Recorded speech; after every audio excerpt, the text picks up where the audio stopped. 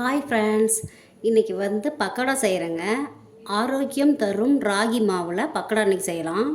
இப்போ அது தேவையான பொருள் 2 பெரிய வெங்காயம் எடுத்துருக்கோம், கருவேப்பிலை தேவையான அளவு எடுத்துருக்கோம், எள் 3 ஸ்பூனு, பொட்டுக்கடலை 3 ஸ்பூனு, பச்சை மிளகாய் 3 எடுத்துருக்கேன், தேவையான அளவு உப்பு.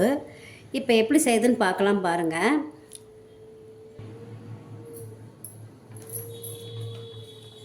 இப்போ ஆரி மாவு நான் இந்த கப்பில் 2 கப்பு போட போகிறேன். பாருங்கள், பக்கோடாவுக்கு இதில் 2 கப் போட்டு ஆனியன்லாம் போட்டு தேவையான பொருள்லாம் போட்டு இப்போ பக்கோடா எப்படி செய்யுதுன்னு காட்ட போகிறேன். பாருங்கள், 2 கப்பு எடுத்துருக்கேன். இப்போ அதிலே நான் பெரிய வெங்காயமும் போட்டுறேன். இதில் பச்சை மிளகாய் இதிலே போட்டுறேன்பா. எள் 3 ஸ்பூன் எடுத்துருக்கோம், அதையும் இதே போட்டுறேன். பொட்டுக்கடலை எடுத்துருக்கேன், இதிலே போட்டுறேன். இப்போ இதெல்லாமே நம்ம நல்லா மசிச்சிக்கணும். நல்லா மசித்து தண்ணி கொஞ்சம் கொஞ்சமாக விட்டு தான் நம்ம பிணையணும்.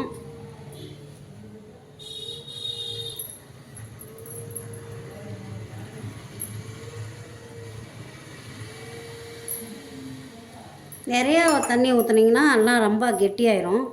கொஞ்சம் கொஞ்சமாக போட்டு பிணைஞ்சிக்குங்க. உப்பு தேவையான அளவு போட்டுக்கலாம்.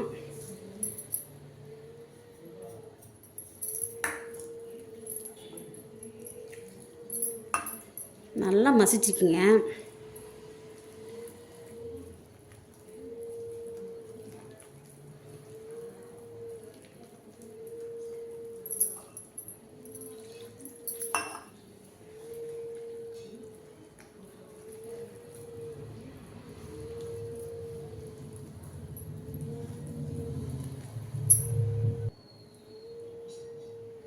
கொஞ்சம் பெருங்காயத்தூளும் இதில் ஆட் பண்ணிக்கங்க. பெருங்காயத்தூள் போட்டால் கொஞ்சம் நல்லாயிருக்கும். இன்னும் கொஞ்சம் தண்ணி தெளிச்சிக்கலாம், நல்லா பிணைஞ்சிக்கலாம்.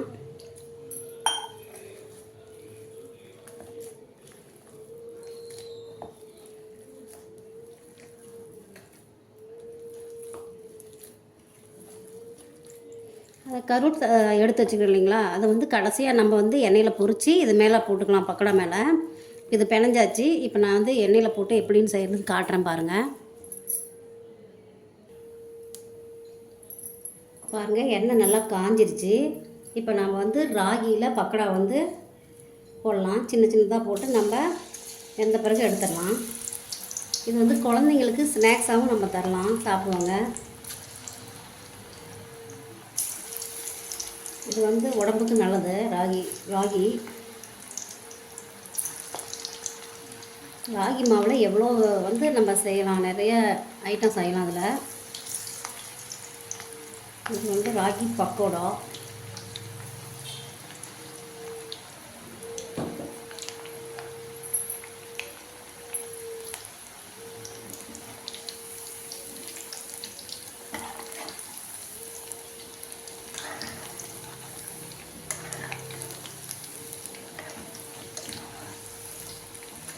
இந்த பொட்டுக்கடலை எள்ளெல்லாம் போடுறதுங்க, அது ஒரு டேஸ்ட்டு கொடுக்கும். அதனால தான் அந்த பொட்டுக்கடலை எள்ளு நம்ம போடுறோம்.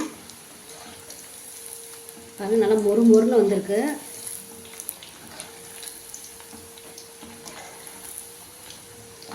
இந்த மாதிரி நீங்களும் குழந்தைங்களுக்கு செஞ்சு கொடுங்க, ஈவினிங் ஸ்நாக்ஸ் மாதிரி. நல்லா வேகணும். சின்ன சின்னதாக போட்டால் தான் நல்லா வேகும், இல்லைன்னா உள்ளே ஒரு மாதிரி வேகாமல் இருக்கும்.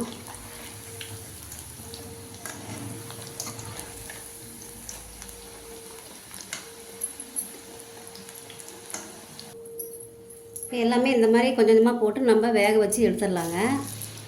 ராகி பக்கோடா.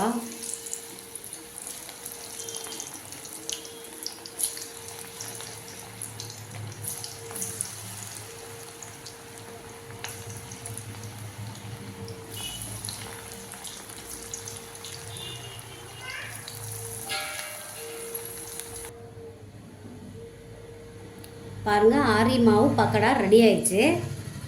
இப்போ நம்ம கருவேப்பிலை போட்டு தாளித்து எடுத்து அதிலே கொட்டிடலாம்.